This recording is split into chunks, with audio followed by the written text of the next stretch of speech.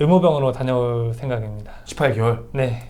전문사관은 36개월. 네, 36개월. 대학병원에 취직하고 온 간호장교들은 그나마 다행인데 그렇지 않고 난 군대에서 뭔가 뜻이 있어서 왔다 하는 친구들이 굉장히 애매하게 꼬입니다. 그러면 군대에서 내가 간호장교 복무했어요. 네. 사회병원 갔어. 인정해 줍니까? 거의 인정이 안 됩니다. 나 간호장교 출신이에요. 수도병원에서 근무했어요. 인정해 줍니까? 대학병원 취급해 줍니까? 절대 안 해줍니다. 그럼 뭐 동네 병원? 네, 동네 거의 의원급 아니면 동네 종합병원급으로만 생각해주지 그 이상으로 절대 생각하지 않습니다. 우리 군의 가장 큰 문제점을 말씀드리고 싶습니다. 사람을 살릴 수 없는 K의료 군대. 의료 장비가 굉장히 노후되어 있고요. 시대에 뒤떨어진 의무기록 시스템을 쓰고 있습니다.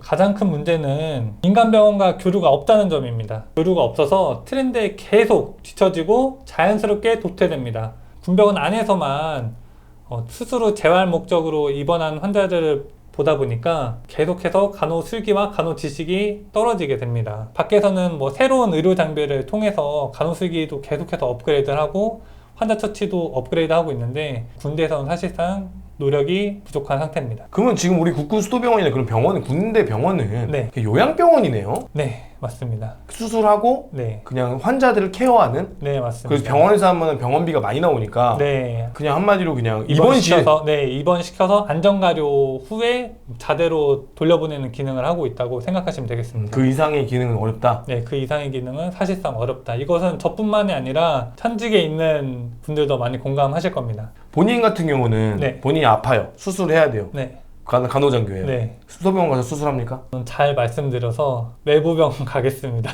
앰뷸런스 뒷자리 구조를 보시면 이제 스트레처 카트가 들어가는 자리가 있고 환자를 후송하는 침대입니다. 환자를 후송하는 침대가 들어가는 자리가 있고 위에 수액걸대가 있고 기타 앞에 산소통을 넣는 그런 자리가 있는데 군대에 있는 구형 앰뷸런스 같은 경우는 굉장히 낙후돼 있고 제대로 작동해 본 적도 없을 뿐더러 기기가 오래돼서 환자를 태우고 가기도 어렵습니다. 그 차의 기름 냄새가 계속 올라와요. 그 자리에 타고 있으면 기름을 높이는 방법이 어떻게든 숨을 붙어있게 해서 대학병원에 데려다 주는 겁니다. 아유, 전문 의료 근무원으로 계신 분이 저한테 그러더라고요. 네.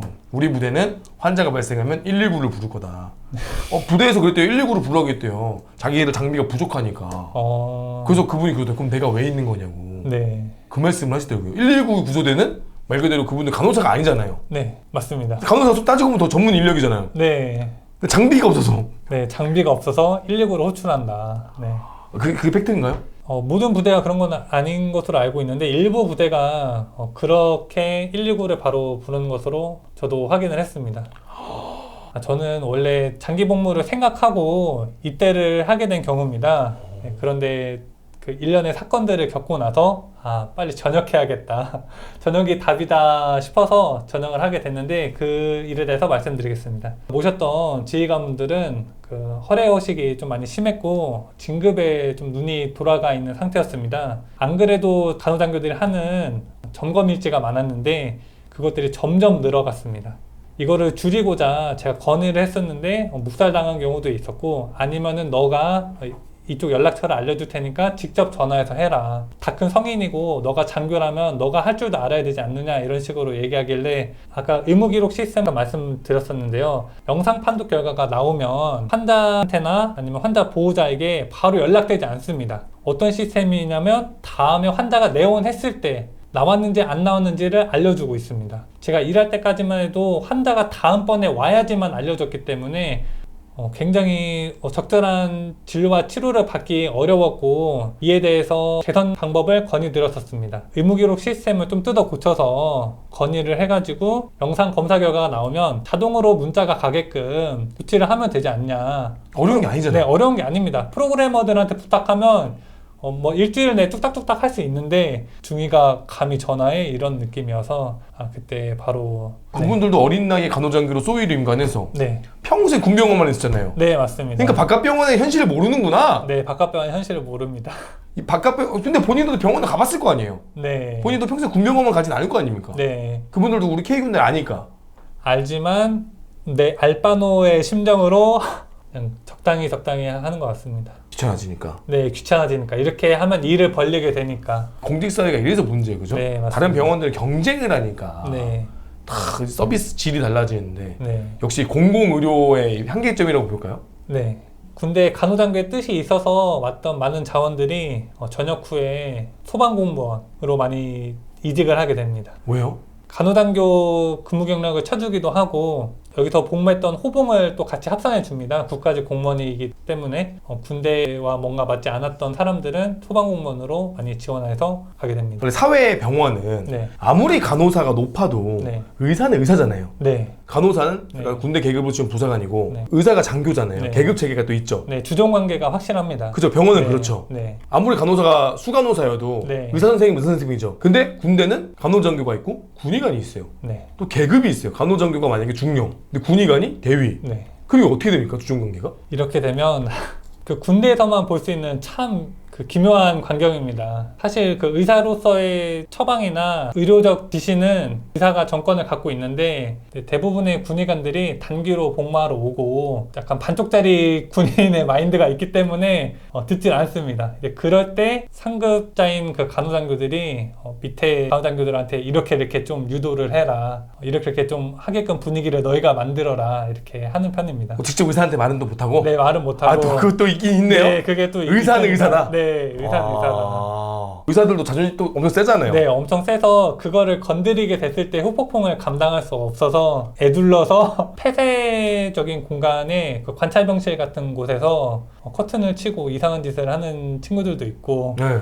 뭐 성군기 문란도 가끔씩 일어나고. 일부러 막 팬티를 안 입고 있거나 네. 일부러 막 노출을 한다고 하더라도 여군 장교들이 오면은 네. 일부러 막 실수인 척 하면서 네. 그런 애들도 있다고 하더라고요. 네, 그런 친구들 사회에도 있듯이 군대에도 있습니다. 아, 그래요? 네. 그럼 주사를 좀 세게 놓나요? 일부러 좀 후벼 파나요? 그러진 않고 네. 보고 체계에 따라서 그냥 보고를 해가지고 필요하면 징계를 한다든지 해당 부대에 연락을 해서 조치를 취하고 있습니다. 근데 그러려고 했는데 이미 애가 좀 있으면은 복귀야. 네. 그럼 또 어떻게 하지도 못한다면서요?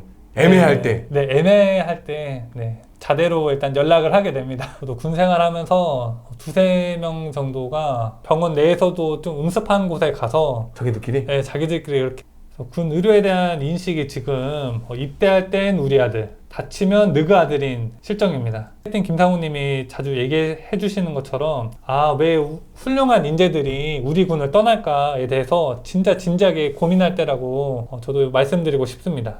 군의관, 간호장교, 의정장교들이 왜 전역을 할까? 우리나라는 자유시장 경제체제인데 이에 따른 적절한 보상이 이루어지고 있는가를 우선 생각해 보셨으면 좋겠습니다.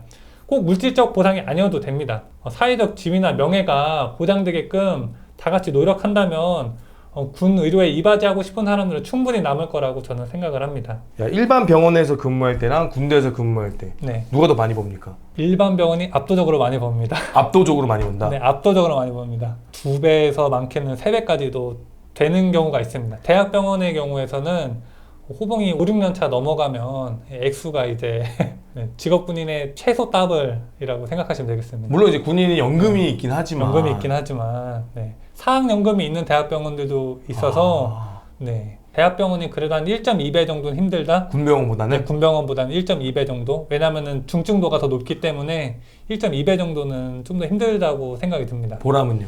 보람은 아무래도 통장에 찍히는 액수가 결정할 때가 많은데 확실히 내가 전역을 해서 바깥병원을 다니다 보니까 바깥병원이 훨씬 더 좋습니다. 그럼에도 불구하고 네.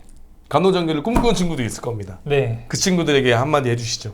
해봐야 되는 건 해봐야 된다고 생각을 합니다. 그래서 똥인지 된장인지 먹어보고 후회하는 스타일이 제 스타일인데 여러분도 그러하다면 한번 도전해보시고 아니다 싶으면 단기 복무하시면 되니까 해보고 싶은 거는 반드시 해보시길 바랍니다. 근데 약간 좀 직업적으로 이런 거 저런 거 재서 해야겠다 싶으신 분들은 그냥 병사로 빨리 갔다 오시든지 아니면 다른 직군을 찾아가시기를 바랍니다. 의무병으로 가시겠습니까? 간호장교로 가시겠습니까? 의무병으로 군생활 한 것도 보람이 있었지만 과거로 아마 돌아간다면 의무병으로 돌아와서 사회 일원으로 살고 있지 않을까 싶습니다. 지금은 제가 제 성향을 알기 때문에 지금은 바깥병원 너무 좋죠? 네, 너무 좋습니다.